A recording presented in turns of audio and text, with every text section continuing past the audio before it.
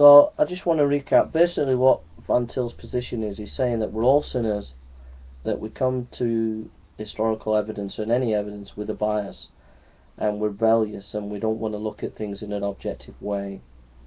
Also that this world is based around God, and there is no neutral fact. Any information that we present to an unbeliever will be interpreted in a biased way, and all facts have their ultimate interpretation in God.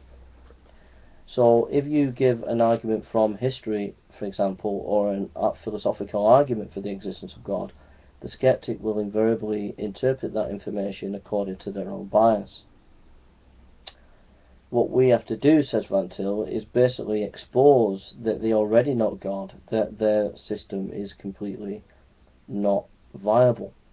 The way Van Til does it, and Greg Benson, is to point at 3 points. Number one, to show that they don't ultimately know anything. The issue of contingency, and the issue of inconsistency within presuppositions. So Van Til will point out that you say you know something as a skeptic, but ultimately that is reasoning in a circle, or the infinite regress. What that means is anybody in the finite circle of knowledge can only know a finite number of things, and so there's never going to be a time when you can say that you absolutely know everything. And so therefore, if you don't absolutely know everything, you're not sure whether what you do know is actually true knowledge.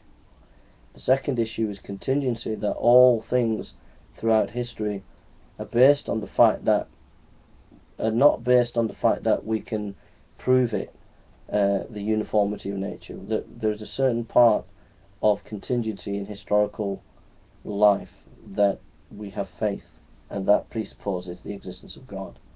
And then thirdly, we look at presuppositions of the individual, and we see inconsistencies. So for example, if the atheist says that they believe all that there is the material, we ask them about logic.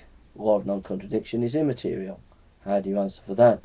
We see internal critique of the person's position, and then we show that it's not viable. So that's what presuppositional apologetics is all about, is challenging the unbeliever on the pre-ideas of what we used when we come to evidence. It's a very powerful apologetic, but there are some issues that I want to get into about what Van Til's saying, and we will bring some of this out as we continue to read this.